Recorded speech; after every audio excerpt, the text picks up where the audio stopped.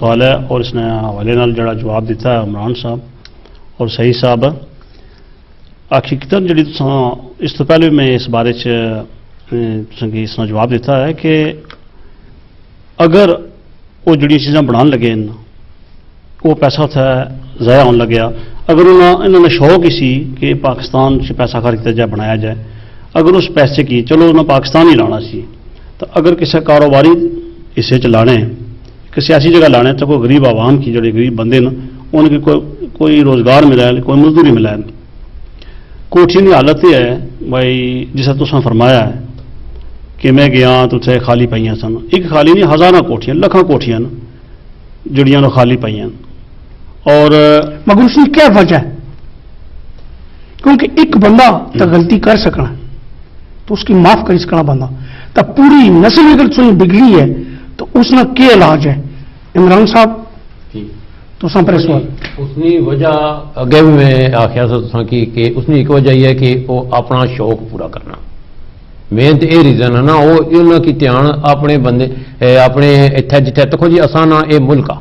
असा इस मुल्क रहने हूँ असा ये ना सोचिए कि असा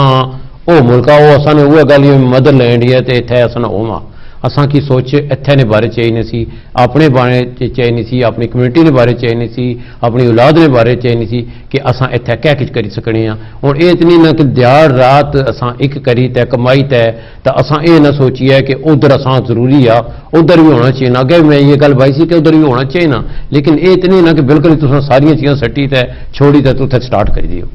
और इतने ने असा की चाहिए नवा कि जितने बढ़ाई चढ़ाई तो हर चीज़ अगे है ठीक है अपने 2-4 बंदे इतने थे हुए जोड़े वो करने इतने भी लेकिन यह है कि तुसा एक किस्म ना अगर उस आवा के 100 पौंड लाने हो ना तो कम अज़ कम पाकिस्तान चीज़ जरूर तुम 100 पौंड ही लाओ लेकिन इतना लाओ जितनी उसकी जरूरत ही है सारी चीज़ां ये नहीं मैं आना कि उत्थे ना लाओ तो इत्थे लाओ तो उत्थे ना लाओ लेकिन लाना जरूर चाहिए इंसान की अपने कि अपना जिथे बंदा रहना ना उत्थे अपनी जमीन है उस चीज़ की कदे न भूलने हैं लेकिन यह है कि असा की अपनी औलाद और अपने ना ज्यादा सोचना चाहिए ना कि असा इस वेले असा किहड़ी जगह हैं तो सोचने का क्या तरीका है क्योंकि तुसा अपनी मन मनी करो उत्थे जाकर तुम कोठियां बनाओ तो बड़िया बड़ी जायदादां लियो इसके लिए जरूरी है कि तुसा कम है कि अपनी औलाद नाल कंसल्टेशन करो उन्होंने नाल गलबात करो तो फिर अगे चलो सही सब तुझे क्या ख्याल है इसी तरह है जी कि हमें अपनी नस्लों को अब जो हमारे जो आने वाले उनको अगर मोटिवेट नहीं करेंगे उनको अहमियत नहीं देंगे इतनी इन्वेस्टमेंट वहाँ पे हो गई है जो यूजलेस है कि जिसको कोई फायदा नहीं उठा रहा है मजीद उसके ऊपर खर्च कर रहे हैं तो उसकी अब मोटिवेशन कैसे होनी चाहिए उसको किस तरीके से पॉजिटिव कैसे करना है आपने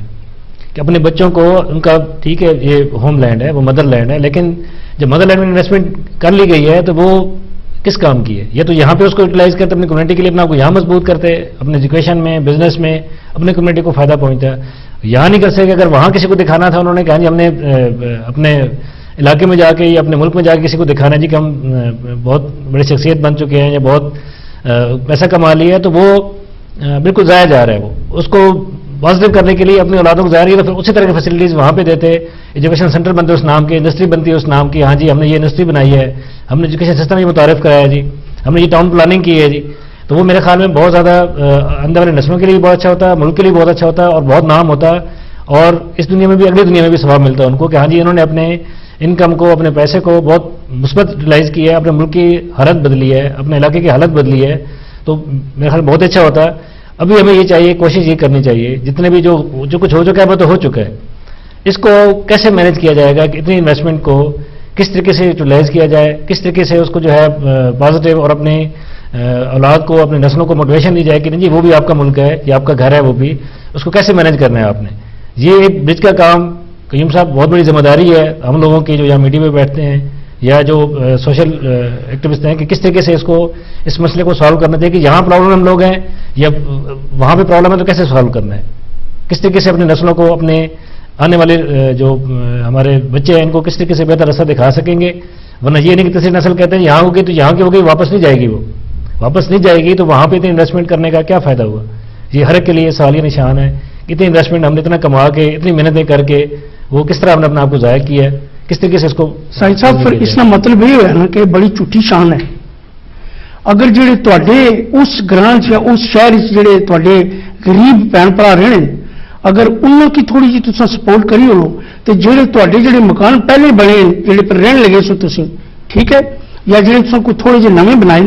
उन्होंने पर अगर करो तो तुसा उसका बेहतर है। तो अगर तुसा की फायदा चाहिए जिंदगी तो तुसा इन्वेस्टमेंट उत्ते ही करो कि जिथे तुसा खुद रहने हो तो तुहाडी जेडी पिछली जद औलाद है जिसकी 4 जनरेशन हो गई हैं इस मुल्क यूरोप अमेरिका रहनी उन्हें फायदा होना चाहिए।